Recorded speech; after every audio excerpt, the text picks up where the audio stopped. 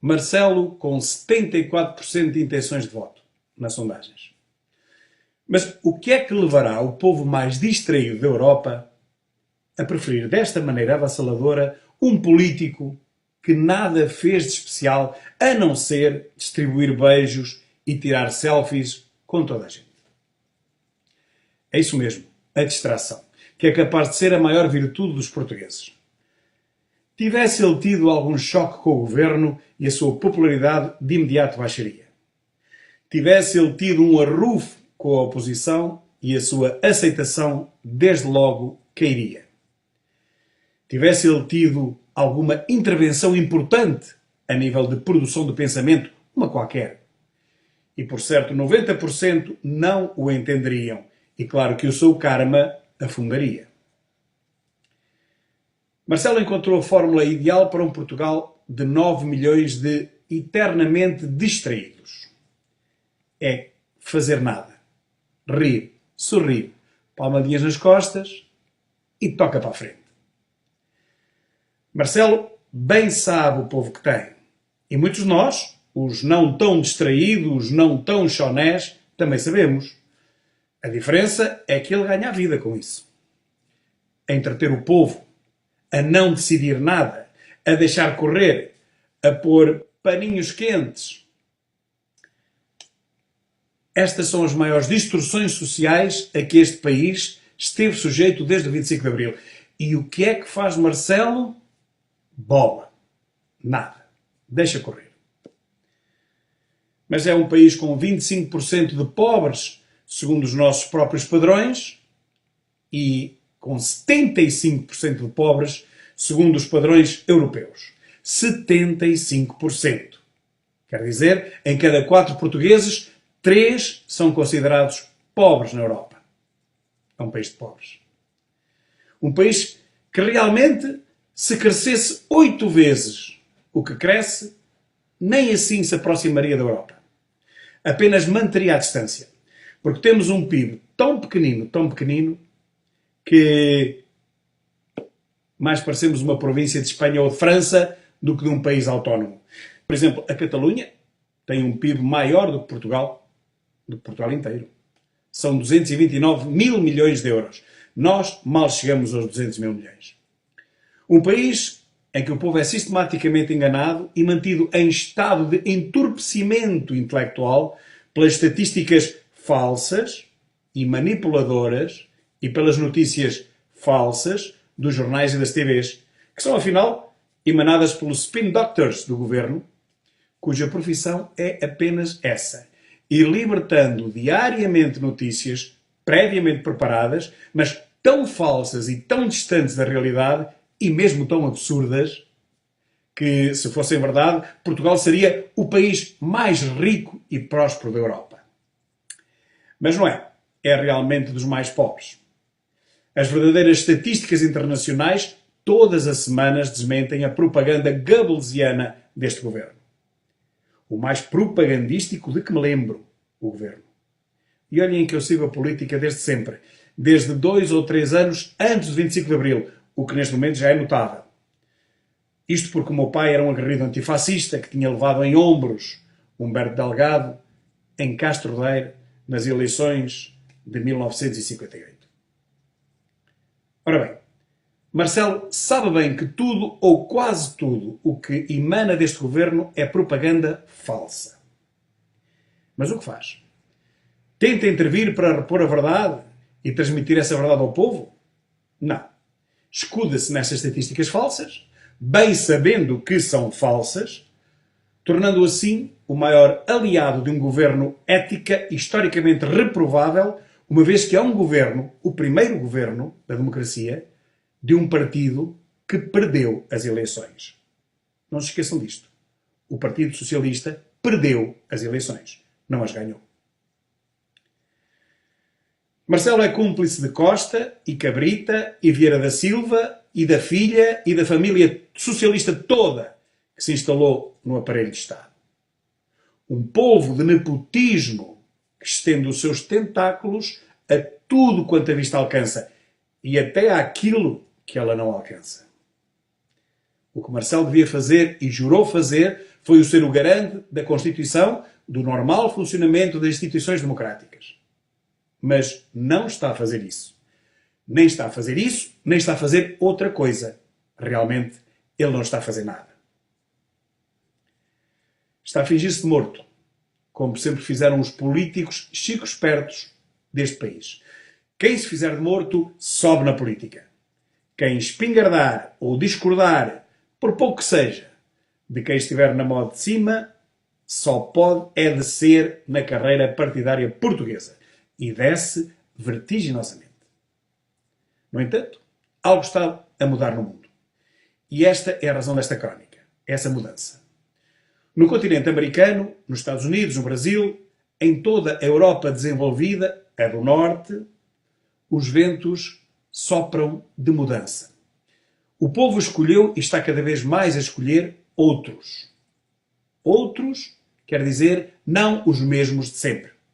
Os costumeiros e incumbidos carreiristas, os eternos profissionais da política e do engodo estão a levar para trás em todo o mundo civilizado. E o povo não se queixou até agora. Esse povo que mudou não se queixou até agora. Muito pelo contrário. Uma nova filosofia está a afastar os vícios instalados e as falsas políticas sociais que servem apenas para manter inativos milhões de pessoas que por essa inação se vão dedicando a atividades marginais e até criminosas. Como diria alguém, penso que foi Victor Hugo, o ócio é o pai de todos os vícios. Bom, por todo o lado está a terminar o absurdo protecionismo a grupos diferenciados de cidadãos, chamadas minorias, a quem se permite que não cumpram minimamente as leis gerais do país, a que todos nós estamos sujeitos. E muito bem. E esses cidadãos, que completamente livres de obrigações e de impostos, a única coisa que fazem é comercializar estupefacientes e vender os mais variados crimes todos os dias. Vender, cometer, é tudo igual. Não é só quando o escândalo é maior e chega às TVs, não é só no Jamaica, não é só essas coisas, não. É todos os dias, só que de uma forma mais ou menos discreta. Mas reiterada. Todos conhecemos essas pessoas nas nossas terras. Nas pequenas terras todos os conhecemos. Todos os vizinhos os conhecem, também nas grandes cidades. Mas, se a polícia atua mesmo em flagrante delito, aqui del rei que é racismo, que é xenofobia, que é discriminação. Mas não é nada disso. É simplesmente a proteção dos cidadãos livres. A polícia tem mesmo que intervir, pelo menos de vez em quando, para manter os crimes que essa gente pratica diariamente minimamente sob controle. Se ninguém controlar quem rouba, quem agride, quem vende droga à porta das escolas de uma forma descarada, este país torna-se um Líbano, numa Síria, um estado de guerra permanente. A polícia, aquela que persegue os criminosos, tem todo o nosso apoio e admiração. Mas o que faz a tutela? Apoia essa polícia, como faz Bolsonaro no Brasil e Trump na América? Não. A nossa tutela, vergada aos lobbies das minorias, instaura processos a quem dá o corpo às balas para proteger o cidadão pagador de impostos. O Hernano teve azar. Acabou por, ter azar mesmo, atuou para nos proteger a todos, de um grupo de assaltantes profissionais subsidiados por um Estado desgraçado que paga a bandidos e deixa morrer cidadãos honestos à fome e à doença. E acertou numa criança que acompanhava o pai nos roubos que fazia diariamente. E pagou por isso. Mas tratou-se de um acidente perfeitamente justificado. Agora, todos os dias há tiroteios entre comunidades étnicas que usam armas ilegais. E disso o Estado não quer saber. O Estado não protege quem trabalha para desarmar essas minorias. Este exemplo, que parece nada ter a ver com o título desta crónica, ilustra, a meu ver, aquilo a que Portugal chegou. Os poderosos podem fugir com 10 mil milhões ao fisco, como se soube hoje mesmo.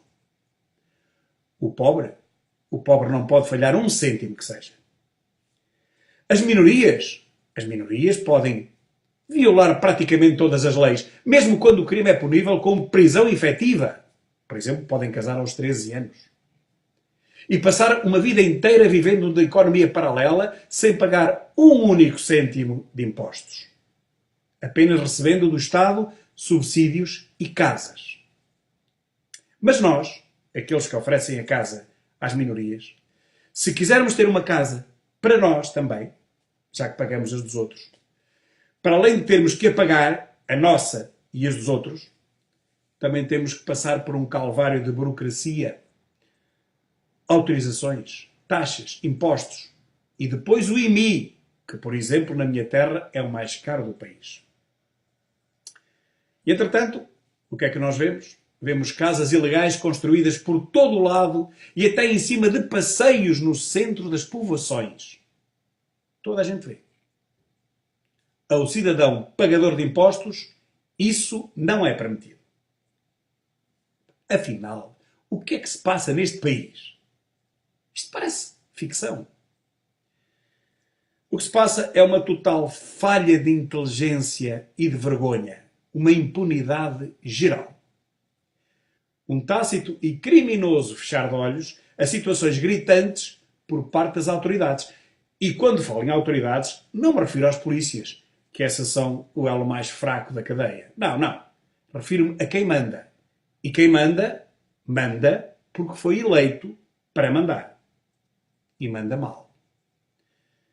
Afinal, o que manda é encher a sua própria conta bancária e a da família toda, já agora de preferência, à conta de um patrão que é extremamente exigente para os contribuintes pobres, mas que é literalmente cego para com os ricos, para com as minorias e para com a classe política. E esse patrão chama-se Estado. E Marcelo? Nada. Marcelo? Nada. Nos rios e nas praias. Mais nada. É muito nada e pouco trabalho para ter uma maioria absoluta de 74%. Só se quem nele votar for ainda mais zero do que zero ele fez em 3 anos de mandato. Quando eu era jovem, diziam os idosos aqui da minha terra: abre os olhos, mula, que a carroça é cega.